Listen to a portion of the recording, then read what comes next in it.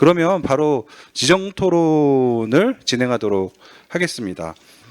패널 요지 발표 방식으로 진행할 계획이고요. 패널 분들께서는 5분 이내로 요지 발표를 부탁드리겠습니다. 그러면 먼저 LIG 넥스원의 유재권 소장님 부탁드리겠습니다. 네, 안녕하십니까. LIG 넥스원의 유재관입니다. 순서가 처음이라 살짝 긴장이 되네요. 우선 저한테 좀 주어진 숙제가 민군 겸용 기술의 실용화 방안과 혁신 도전을 어떻게 촉진할 거냐를 방산기업 입장, 특히 이제 제 입장에서 이제 말씀을 좀 드리고 싶은 게 몇 가지가 있는데요. 일부 국방 관련돼서 이제 전략 기술 외에는 대부분 이제 민군 기술 겸용 기술이 특별히 ADD나 또 방산업체나 국기원이나 이렇게 특정 기관에서 수행되는 사업들은 이제는 아니고요. 우크라이나 전에서 보셨던 것처럼 민간 기술이 많이 활용돼서 실제 전장에 좀 활용되고 있는 단계입니다. 그래서 방사청 또 다른 기관들도 다 포함해서 이 민간 기술 어떻게 국방에 좀 빨리 적용할 거냐에 대한 고민들을 좀 많이 하고 있고, 그 일환으로 신속 획득이라든지 신속 연구개발 과제라든지 패스트트랙 과제 형태로 많이 이제 고민들을 좀 많이 하고 있습니다.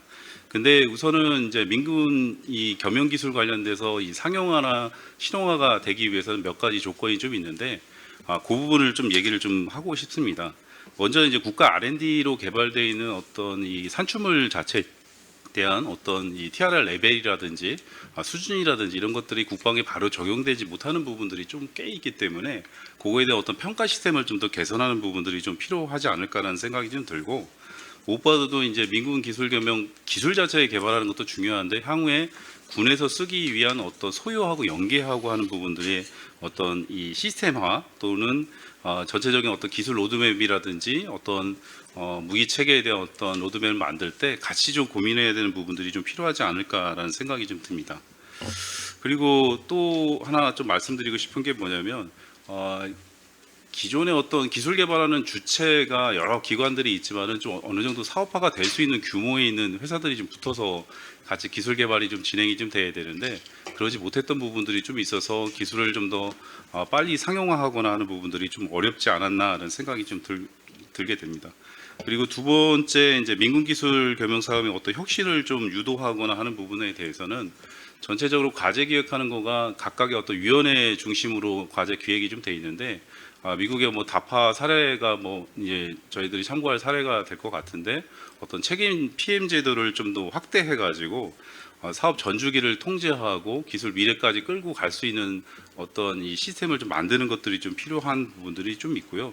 그리고 연구개발 부분들이 이제 연구자 중심의 어떤 연구개발도 필요하지만 그 기술이 결국은 상용하는 것들이 좀 필요하기 때문에 기업 주도의 어떤 연구개발 기획이라든지 이런 부분들이 좀 더 확대에 좀 적용돼야 되지 않을까라는 생각이 좀 들고요.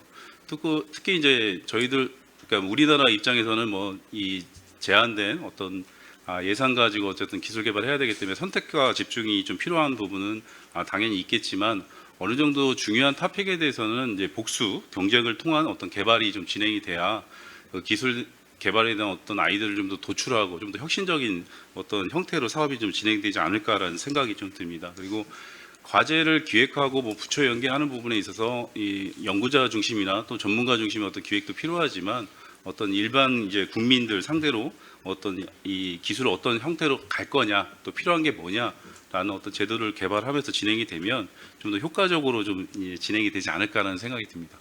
갑자기 제가 순서가 들어와서 좀 긴장이 됐는데 이따가 토론을 하면서 더 자세히 설명을 드리도록 하겠습니다.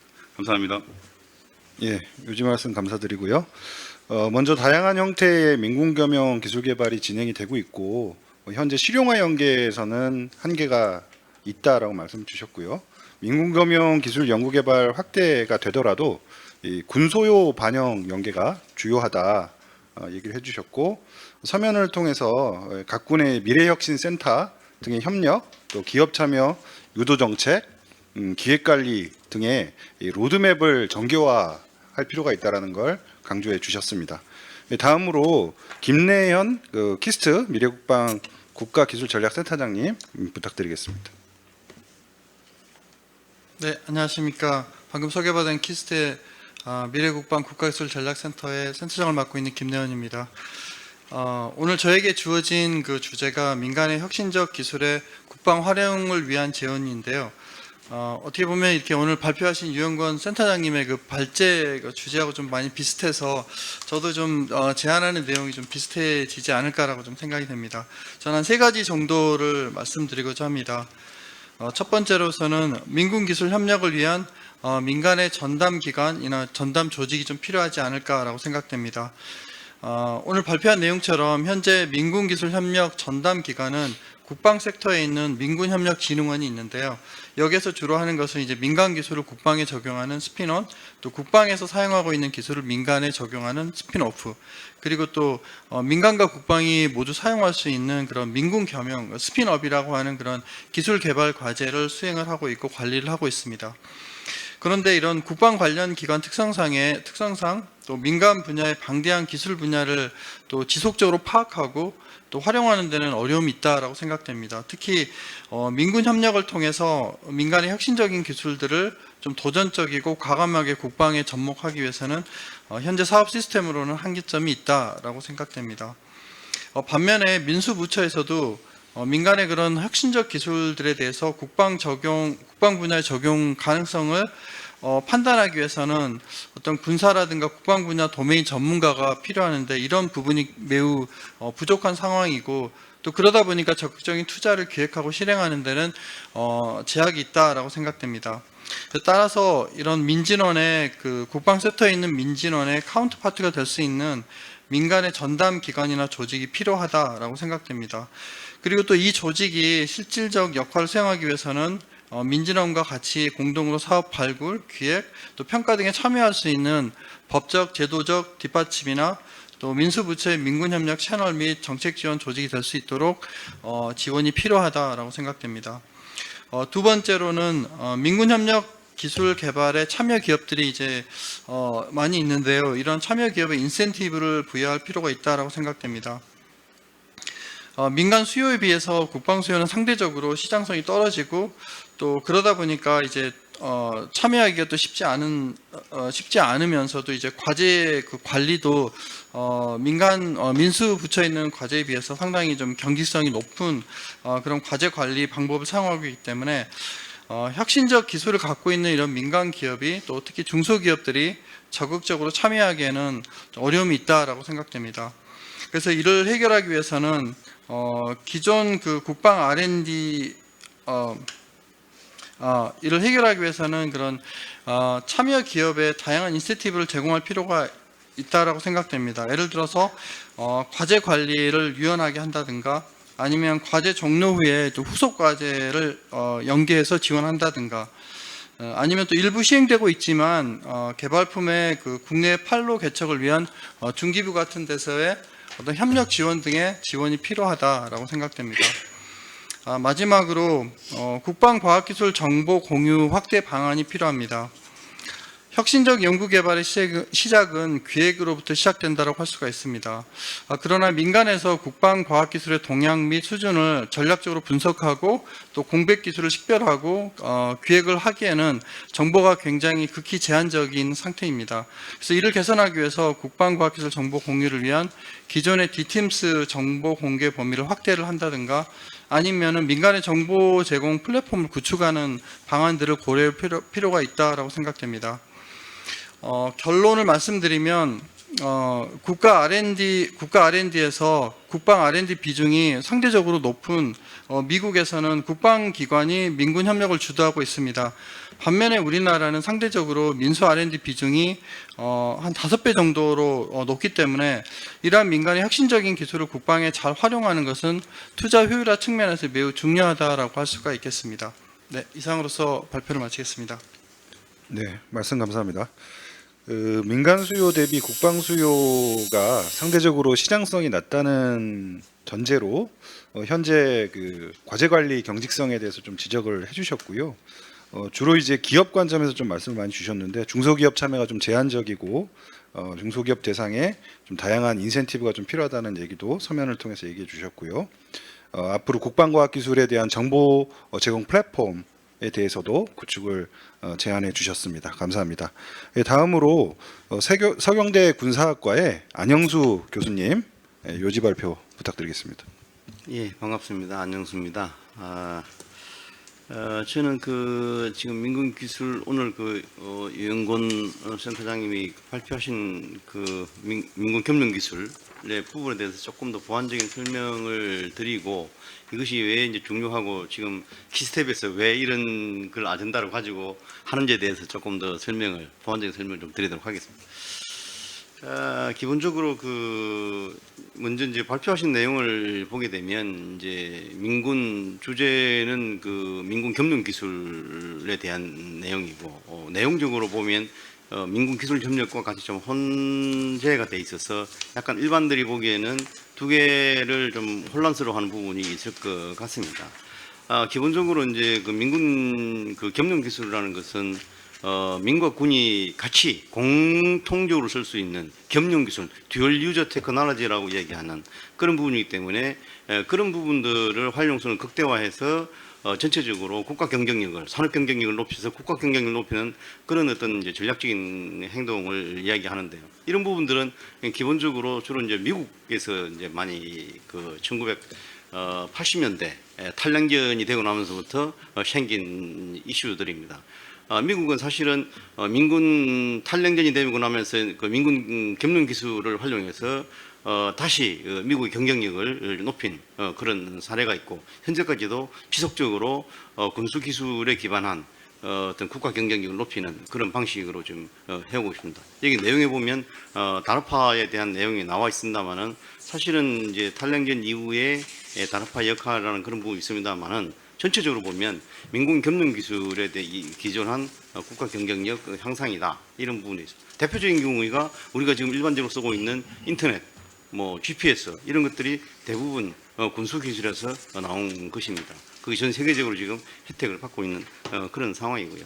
근데 우리도 그런 부분에 영향을 받아서 98년도에 민군 겸용 기술 개발 촉진법이라는 것을 만들어서 본격적으로 민군 겸용 기술 개발 사업을 추진을 하게 됐는데 이것이 이제 구조적으로 부처들 참여도 작고 한계가 있다 보니까 좀 이것을 확대를 하자라고 해서 민군 기술 협력 촉진법으로 바뀌면서 민군 기술 협력이라는 이름을 쓰게 됐습니다. 그러면서 과거에는 한 3개 부처가 참여하던 것을 지금 R&D를 하는 전 부처가 참여하도록 구조를 바꿨습니다. 그것이 2012년 약 한 10년 정도 됐습니다. 법도 바꾸면서. 그래서 과거에 그 이전까지는 R&D 민군 겸용 기술 개발 사업에 들어간 R&D 금액이 약 한 500억 정도, 한 5, 600억 정도 됐는데 이것이 민군 기술 협력 촉진법으로 바뀌면서 지금 현재는 약 한 2,500억 정도로 늘어났습니다. 지금 상전백회가 된 거죠. 약 한 5배 정도 늘어났으니까요. 10년 사이에 이 정도로 R&D 금액이 급속하게 늘어난 사업이 거의 찾아보기가 어렵습니다. 그만큼 이제 이런 부분이 중요하다 해서 양적으로는 많이 성장을 했습니다. 물론 이제 발표 내용을 보면 갈 길이 먼 걸로 지금 나오고 있습니다만 어쨌든 간에 R&D 자금의 측면에서 보면은 많이 성장을 한 것은 사실이고요. 금년도에 산업부에서 발표를 한 내용을 보면 앞으로 5년간 약 1.5조 원을 이런 민군 겸용 기술 개발 사업에 투자를 더 하겠다라고 해서 이제 또 추가적인 더 확대를 하겠다는 그런 계획을 발표를 했습니다. 평균적으로 약 3천억 정도가 되겠죠. 이런 부분이니까 대단히 좀 현재 투자를 비중을 많이 높이는 그런 상황입니다. 그러니까 사실은 이제 민군 겸용 기술은 기술적인 측면에서 이제 많이 이렇게 접근을 하고 있다면 민군 기술 협력 사업이나 산업이라고 이야기하는 것은 주로 협력이라 서로 코퍼레이션이라는 부분에서 방점을 두고 이야기를 하고 있다 이렇게 이제 이야기를 할 수가 있겠습니다. 어쨌든 간에 이거든 저거든 간에 민군 겸용 기술이라는 부분이 왜 이렇게 중요하냐, 왜 이렇게 정부에서 투자를 하고 오늘 키스텝에서 이런 발표를 하느냐를 생각을 해보면 이것이 이제 몇 가지의 시사하는 바가 있습니다. 발제를 하실 때도 뭐 그런 부분이 있습니다만은 가장 큰 부분은 국가 자원의 중복 투자를 최소화할 수 있다는 겁니다. 아까 예산 절감이라고 표현을 했는데 단순히 예산 절감이 아니라 모든 부분에 있어서의 어떤 인력 부분에 있을까지도 어떤 효율화를 할 수가 있고 이것을 시너지를 내서 경쟁력을 가져갈 수가 있다는 겁니다. 높일 수 있다는 건데요. 이런 부분들이 이제 결국에는 민군과 군을 같이 함으로 해서 어떤 어떤 시설이나 인력과 장비 부분에 있어서의 어떤 범위의 경제 그리고 규모의 경제를 어떤 도모할 수 있기 때문에 이런 부분들이 결과적으로는 범위의 경제와 규모의 경제를 나타나게 되면 궁극적으로 이것이 결국에는 가격 경쟁력과 어떤 제품의 품질 경쟁력을 높일 수 있는 그런 어떤 부분이 됩니다. 이런 부분에 대해서 선진국들이 어떤 그 착안을 하고 이런 부분들을 좀 적극적으로 전략적으로 개발을 하는 그런 상황이 이제 아닌가 생각이 듭니다. 이제 그럼에도 불구하고 실제적으로 전체적으로 이제 그 우리나라의 그 민간 기술 협력은 양적으로 이렇게 성장을 하고 있습니다만은 성과 부분에서는 어떤 거냐라는 부분에서는 성과는 사실 그다지 크게 좋다라고 이야기하기가 좀 어렵습니다. 2021년도 기준의 그 민간 기술 협력 사업을 통해서 성과를 어떤 매출을 보게 되면 약 한 뭐 950억 정도밖에 되지 않습니다. 매출이 1,000억이 되지 않습니다. 그것도 대부분은 민수 쪽에서 나타납니다. 매출이 한 80% 정도가 민수 쪽에서 나타나는 이런 부분들인데 실질적으로 우리가 아까 그 사회자가 말씀하셨습니다만은 우리가 국방 쪽에 방산 R&D 쪽에 투자하는 비중이 상당히 높습니다. 특히 지금 현재 ADD 같은 경우는 연간 그 투자 금액이 R&D 금액이 약 3조 원 정도가 넘습니다. 3조 원이 넘는데 실질적으로 ADD에서 스피노프 해가지고 아까 발제자가 발표하신 내용을 보면 되는 내용이 뭐 총 연간 한 10매덕 정도밖에 되지 않는 이런 미미한 결과를 나타냅니다. 이런 부분들에 대해서 왜 이런 결과가 나올 걸까? 라는 부분들을 근본적으로 생각을 해볼 필요가 있습니다. 이 부분들을 해결을 걷어내지 못하면 사실은 우리가 밖에서 아무리 이런 민군기술 협력이다 뭐다 양적인 투자를 많이 해봤자 어떤 뭐 극단적으로 얘기해서 좀 밑빠지던 물볶이가 될 가능성이 좀 있기 때문에 이런 부분들을 구조적인 부분들을 해결할 필요가 있다 이렇게 말씀을 좀 드리겠습니다. 네, 말씀 감사합니다. 다양한 내용들을 말씀해 주셨는데요. 간략하게 서면으로도 저희한테 의견을 좀 주셨는데 미 국방 R&D 사례를 빌어서 명확한 임무 중심으로 불확실성에 도전하는 연구로 이해하는 것이 바람직하다는 말씀 주셨고요. 반면에 우리나라는 정확하게 검증된 결과를 기대하는 점에서 좀 한계가 있다라는 지적도 주셨습니다. 뭐 향후에 민군 협력에 대한 경험을 확대할 수 있는 연구와 좀 효율화에 대해서도 좀 현장에서 좀 지적을 해주셨습니다. 감사합니다. 다음으로 키스텝 미래전략본부장님이신 황지연 본부장님 발표 부탁드립니다. 예, 키스텝 미래기술전략본부장 황지호입니다. 예, 오늘 유행곤 센터장님 발제 잘 들었습니다. 저는 국방 R&D 예산 관점에서 조금 토론을 하고 싶습니다. 올해 국방 R&D 예산 규모는 약 한 5조 1천억 원 규모로 국가 R&D 31조 원의 약 한 17% 정도를 차지하고 있습니다. 이 국방 R&D 그 사업의 내역을 조금 더 이제 살펴보면 무기체계 연구개발 분야와 그리고 이제 전략 기닉 무기를 개발하는 전용 기술 개발 그리고 이제 출연연 운영비를 제외한 순수 국방 기술 개발을 하는 어떤 사업 쪽의 예산은 최근에 굉장히 많이 급증해가지고 올해 예산이 약 한 1조 9천억 원 규모에 달합니다. 이 예산 관점에서 본다면 이 순수 국방 기술 개발 예산이 올해 처음 이제 무기 체계 연구 개발 예산을 처음 이제 넘어서는 그런 해가 되고요. 불과 5년 전에만 해도 이 국방 R&D 전체 사업의 예산 구조가 군 소요에 기반한 추격형 무기 체계 연구 개발 중심으로 짜여져 있기 때문에 상당히 좀 근본적으로 이 개선이 필요하다라는 그런 지적이 많았지만 최근에 이제 이 미래 국방을 위한 혁신적인 어떤 그런 R&D를 중심으로 한 이런 근본적인 변화되고 있는 이런 모습은 굉장히 긍정적인 이런 모습이다라고 총괄적으로는 좀 판단이 됩니다. 하지만 좀 우리가 이제 이 시점에서 조금 좀 검토가 필요한 부분은 이 일부 내역 사업들의 경우는 단기간에 굉장히 예산이 급증했기 때문에 이 내역 사업들이 당초 계획했던 이런 부분을 충실히 이행하면서 진행되고 있는지에 대한 좀 면밀한 검토가 수반되어야 한다고 생각합니다. 특히 오늘 이제 우리가 좀 토론 대상으로 하고 있는 민군 협력 기술 개발 사업도 제일 메이저 부처인 방위사업청 예산을 보면은 올해가 약 한 2천억 규모인데 최근 5년간 증가율이 한 31% 정도, 연평균 증가율이 31% 정도 되더라고요.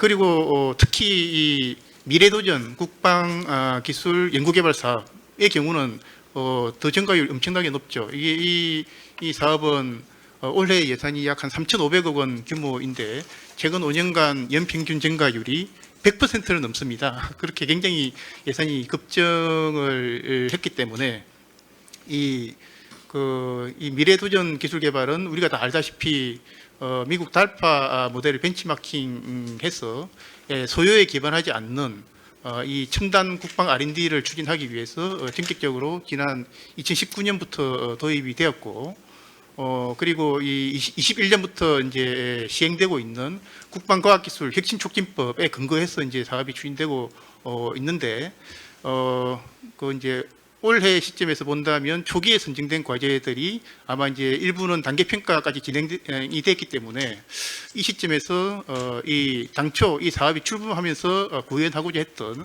사업 철학이 충실히 구현되고 있는지 다시 말해서 이 혁신적인 어떤 그런 도전적인 어떤 그런 연구 목표 하에서 수행이 되고 있는지 그리고 이제 그 사업 관리를 하고 있는 PM의 권한과 책임에 기반한 과제 기획 관리가 잘 이루어지고 있는지 그리고 연구 환경에서도 이 안정적인 그리고 혁신적인 이런 연구 활동이 보장되는 이런 연구 환경이 제공되고 있는지 등에 대한 이런 면밀한 어떤 점검이 필요한 시점이라고 생각을 합니다.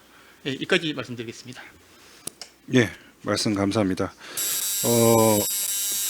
기존에 이제 국방 R&D와 관련돼서 지속적으로 예산과 사업이 확대되는 상황을 고려했을 때 지금 시점에서는 효율적인 형태의 그 사업 재검토 그리고 또 전략적인 관점에서의 조정이 좀 필요한 시점이다라고 말씀 주신 것 같고요.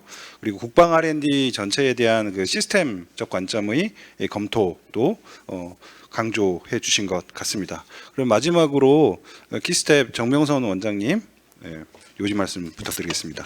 네, 오늘 전체 쭉 이렇게 들으면서 제가 이 분야에 고민을 많이 안 해봤는데 제가 결국은 저는 계속 그 국가과학기술 쪽에 일을 오래 하면서 고민했던 것이 이쪽에도 다 비슷하게 나타나는구나라는 걸 생각을 해봤어요. 오늘 쭉 토론하고 발표된 걸 봤을 때 지금의 그 민군 협력 또 민군 겸용 민군 기술 협력 이 파트에 근본적 변화가 좀 일어나고 있다. 그러니까 우리나라 지금 과학기술계도 과학기술 시스템 재설계를 국정과제 1번으로 내세울 만큼 지금 큰 변화가 필요한 시점이고요. 예를 들면 뭐 경제 안보나 그리고 또 국가 간의 어떤 그 기술 패권 경쟁 시대 속에서 가장 중요한 게 과학기술의 우위성을 확보하는 건데 이 국방도 똑같잖아요. 국방도 지금은 과학기술이 의하지 않고서는 도저히 이 강한 군을 형성할 수 없기 때문에 국방도 과학기술 의존도가 굉장히 높아지고 결국 그렇게 보니까 국가 전략기술에서 목표로 하는 거나 국방 전략기술에서 타겟으로 잡는 기술이나 거의 비슷해졌어요. 그래서 이제는 이 분야도 종전과 다른 새로운 패러다임에 우리가 직면해 있다라는 생각이 들고요. 그래서 근본적 변화가 좀 필요한 시점인데 아까 우리 황교안 본부장이 말씀하신 것처럼 최근에 국방 R&D가 급격하게 늘어났고 이 늘어난 거에 대해서 어떤 심층적 재검토를 하지 않으면 지금 여러분들이 문제제기 하신 것처럼 이 성과가 충분히 나오지 못해서 이게 실질적인 우리가 당초 하는 목적을 달성할 수가 없다. 이런 문제의식에 우리가 모두 공감하는 것처럼 큰 변화가 필요하다. 근데 이제 오늘 쭉 토론을 들어봤을 때 큰 문제는 하나가 지금 국방에서 다양한 민간의 기술을 적용하기 위한 범위를 넓혔지만 실제 국방에 적용하기에는 개발된 기술의 수준이 너무 낮다. 그래서 이걸 바로 적용하기 어려움이 많다라는 거고요.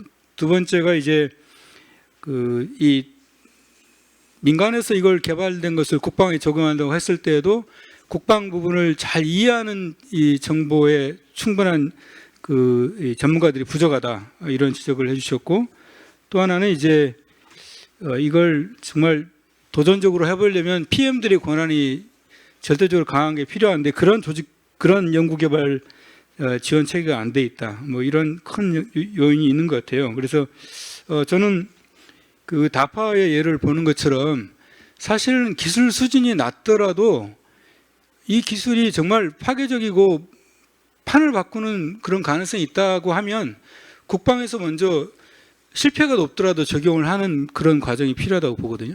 왜냐하면 그건 국방이라는 독특한 특성 때문에. 그래서 저는 오히려 지금 국방에서 문제제기하는 것처럼 연구 성과가 낮아서 못 쓰겠다 이런 관점이 아니고, 연구 성과가 비록 낮더라도 판을 바꾸는 파괴적인 것이면은 국방에서 먼저 적용해보는 그런 시스템을 먼저 갖춰주고 인센티브를 갖춰주는 게 필요하겠다는 생각이 들고요. 그걸 어떻게 만들 것인가가 고민이 되고, 그런 게 적용이 되면 민간에서도 지금 가장 어려운 똑같이 문제제기하는 부분이 뭐냐면, 이 대학이나 출연연에서 나온 연구 성과들이 기업에서 적용해서 사업화 가기에는 스케일업 하기에는 기술이 너무 낮고 파괴적 기술이 안 나온다는 문제제기가 많거든요. 그래서 이런 부분들을 이 민군 협력 파트, 이런 파트에서 먼저 물꼬를 틀어주면, 아까 우리 국가전략기술의 핵심 기술도 비슷하고 국방전략기술도 비슷하기 때문에 이번 기회에 한번 심층적인 토론을 통해서 우리의 과학 전반의 문제점이나 또는 국방의 국방력을 강화시키는 데 필요한 이러한 이 필요성을 서로 공감하는 입장에서 새로운 시스템을 한번 설계해보는 그런 깊은 고민을 좀 했으면 좋겠다. 그래서 오늘 좀 거기에 대해서 조금 더 좀 논의가 됐으면 좋겠다 이런 생각이 듭니다. 네, 감사합니다. 네, 말씀 감사합니다. 우선 국가 R&D 시스템 재설계 관점에서 국방 R&D 시스템도 다시 전반적으로 살펴볼 필요가 있다고 말씀 주셨고요. 최근에 이제 경제기술 안보가 굉장히 강조되는 시점에서 민군의 전략기술 연계, 그리고 겸용기술에 대한 실질적인 활용 수준 확보, 그리고 미국의 달파처럼 체계적인 PM 제도, 그리고 혁신도전적인 R&D 철학의 강화 등을 강조해 주셨습니다.